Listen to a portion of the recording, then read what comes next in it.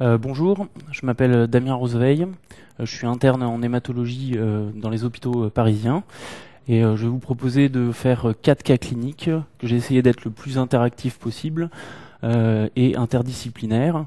J'ai une spécialité qui a la chance en hématologie de pouvoir envoyer sur pas mal d'autres spécialités, donc j'ai essayé d'utiliser cette richesse pour vous proposer des cas les plus intéressants possibles, j'espère. Je vous propose de commencer par le premier cas. Donc l'énoncé, je vous rappelle qu'il faut dire l'énoncé en entier avec toutes les questions. Comme ça, vous pouvez avoir des indices en ce qui concerne le diagnostic ou les éventuelles réponses aux questions d'avant. C'est une femme de 28 ans qui est cadre, sans antécédent particulier. Elle vient vous consulter pour un amaigrissement alors que son appétit est conservé. Elle décrit depuis 1 mois une irritabilité et des diarrhées impérieuses après les repas. À l'examen, le pouls est régulier, mais rapide à 95 par minute. La palpation du cou ne met pas en évidence d'adénopathie, mais une tuméfaction médiane, souple, indolore et homogène.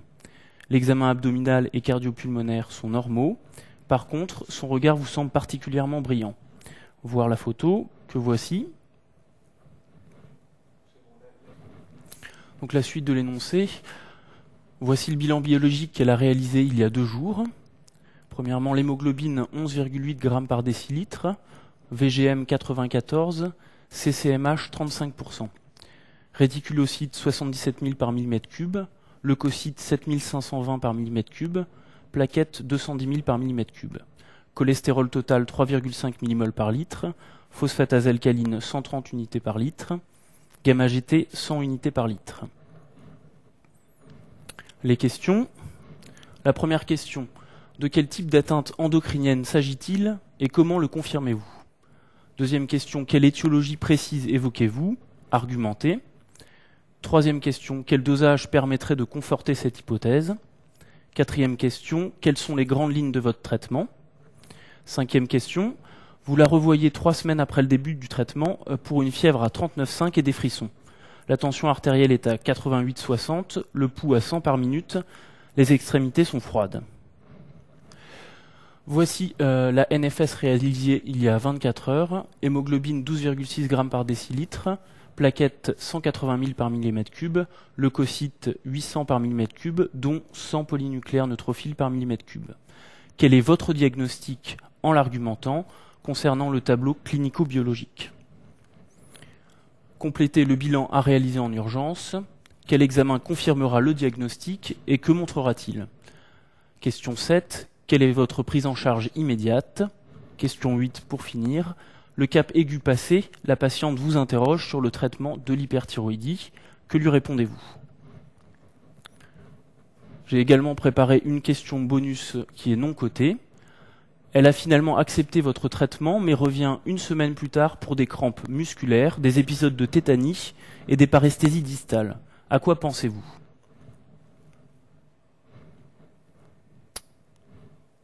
Ok. Donc je reviens là.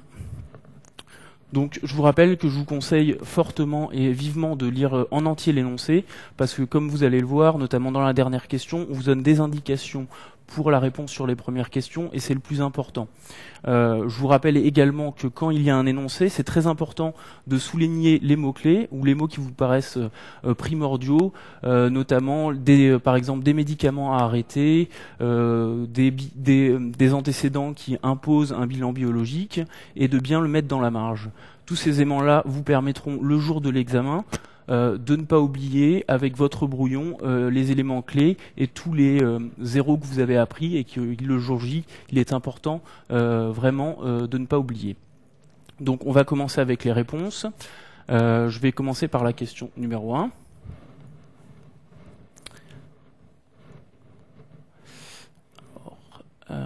De quel type d'atteinte endocrinienne s'agit-il et comment le confirmez-vous? Donc c'est une question assez simple. C'est la première, c'est pour entrer dans le cas clinique. Donc là, le diagnostic était assez simple. C'est une hyperthyroïdie symptomatique. Là, on ne vous demandait pas de l'argumenter, mais je vous ai un peu donné les canons de réponse pour argumenter une question. Là, le diagnostic, c'est hyperthyroïdie. Vous développez à chaque fois le contexte ou le terrain, après les arguments cliniques, puis biologiques et éventuellement radiologiques. Dans notre cas, il y a les arguments cliniques. Vous montrez que vous êtes synthétique. Vous parlez de syndrome de thyrotoxicose, qui regroupe un amaigrissement sans perte d'appétit, contrairement à l'amaigrissement dans les hémopathies malignes, où il y a une anorexie. Il y a une tachycardie avec un éréthisme cardiovasculaire, le pouls est bondissant, et ça me permet de vous dire qu'il faut absolument, en cas de tachycardie, donc dans l'hyperthyroïdie, faire un électrocardiogramme qui peut parfois révéler, ce n'est pas le cas ici, mais donc une tachycardie irrégulière avec des troubles du rythme à type d'ACFA. Il y a des signes digestifs. Elle a une diarrhée qui a toutes les caractéristiques de la diarrhée motrice puisqu'elle est impérieuse et elle survient après les repas. Il y a également des signes neuropsychologiques, neuropsychiques avec une irritabilité. Les patients sont également très anxieux et ils bougent sans arrêt, ils ont du mal à tenir en place. Les arguments biologiques qui sont en faveur de l'hyperthyroïdie, c'est ici une anémie qui est normochrome, puisque le VGM était à 94, normocytaire, et puisque le normochrome plus que le CCMH était à 35%, normocytaire parce que le VGM était à 94, et arégénérative sur les réticulocytes qui étaient à 77 000.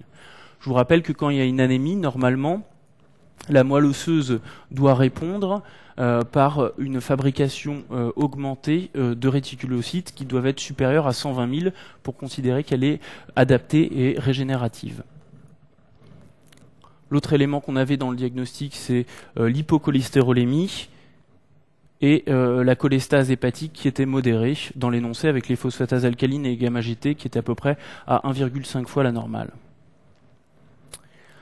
La deuxième partie de la question, comment on confirme le diagnostic d'hyperthyroïdie? Donc c'est le dosage simple de la TSH ultrasensible qui doit être abaissé, signant l'origine périphérique de l'hyperthyroïdie.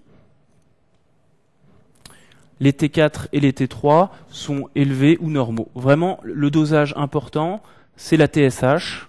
C'est celui-là qui vous permettra de poser le diagnostic. La T4 libre et la T3 sont importants pour la suite et pour si vous voulez, l'évolution et la réponse au traitement. Mais pour le diagnostic, c'est la TSH ultrasensible qui est cotée et qui doit apparaître dans votre réponse.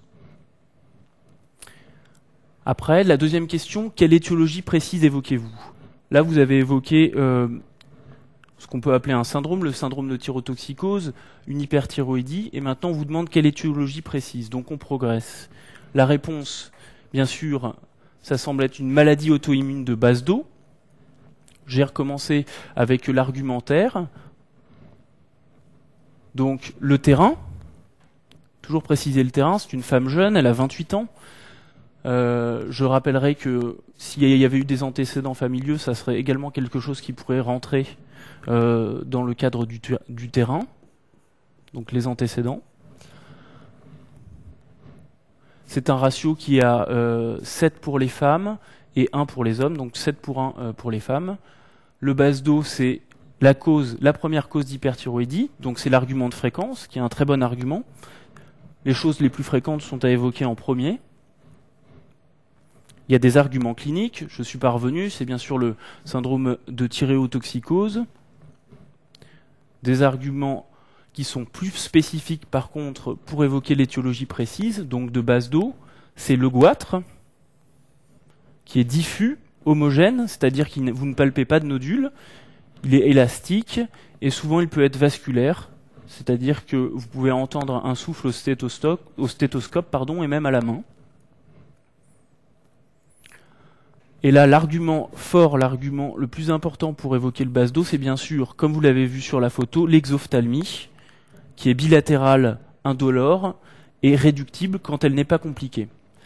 Je rappelle que les exophthalmies compliquées, c'est assez rare, et c'était pas du tout le cas dans la question. Les patients commencent par décrire des picotements et ont une exophthalmie qui est irréductible et douloureuse, ce qui n'est pas le cas dans notre énoncé.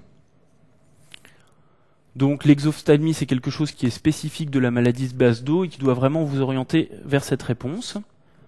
Et pour finir, comme d'habitude, les arguments biologiques, que je ne reprendrai pas ici, dont on a parlé dans la question précédente. Là, je vous ai donné une petite imagerie. C'est ce qui peut survenir dans ce type de pathologie, là, à un stade assez avancé. Donc il ne faut pas se tromper.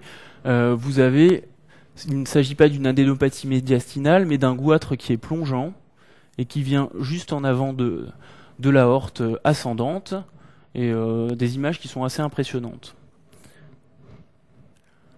Je vous ai fait un petit rappel. Donc il y a plusieurs causes d'hyperthyroïdie. Je vous rappelle que la première, c'est le base d'eau, l'adénome toxique, le goitre multi-hétéronodulaire toxique, les causes iatrogènes, les grands pourvoyeurs d'hyperthyroïdie, puisque c'est un médicament qui est très utilisé, surtout chez les personnes âgées, pour les arythmies complètes par fibrillation auriculaire, c'est la cordarone, amiodarone. Je m'arrête 2 petites secondes pour vous rappeler qu'à l'internat, il faut bien sûr utiliser les DCI, et que vous pouvez mettre le nom commercial à côté, mais c'est souvent les DCI qui sont cotés. Donc amiodarone, un grand pourvoyeur d'hyperthyroïdie. Et enfin, j'ai fait le dernier petit cas, ça ce sont des causes qui sont beaucoup moins fréquentes, sont les thyroïdites et les causes paranéoplasiques. Voilà pour ce petit rappel. Quel dosage permettrait de conforter cette hypothèse? Là, c'est une question de cours également. Le dosage, ce sont des anticorps, un dosage des anticorps antirécepteurs de type TRAC qu'on peut retrouver élevés dans le cas de la maladie de base d'eau. C'est pas un examen pathognomonique, c'est assez sensible, assez spécifique, mais il faut bien sûr se rappeler que le diagnostic de base d'eau, il est avant tout clinique et il se fait sur les arguments du goitre et de l'exophtalmie, et ça va bien sûr conforter votre hypothèse avec un dosage qui se fait notamment dans les grands centres hospitaliers. Alors je vais m'arrêter 2 petites secondes pour vous parler de la physiopathe de la maladie de base d'eau.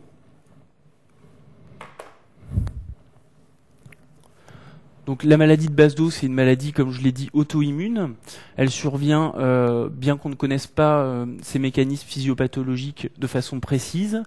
Il y a un contexte environnemental et génétique. Génétique, on s'en est aperçu notamment parce que il y avait des familles qui avaient de la grand-mère à la fille tous une maladie de base d'eau. Donc il y a vraiment un terrain génétique. Et puis après, comme souvent dans les maladies auto-immunes, on suppose qu'il y a également un terrain surajouté environnemental qui va déclencher la maladie. Donc dans la maladie de base d'eau, en fait, vous avez une production d'auto-anticorps qui vont être dirigés, comme on l'a montré dans la question d'avant, donc sur les récepteurs de type TRAC, qui sont des récepteurs à la TSH au niveau des cellules thyroïdiennes. Pourquoi il y a une production d'auto-anticorps?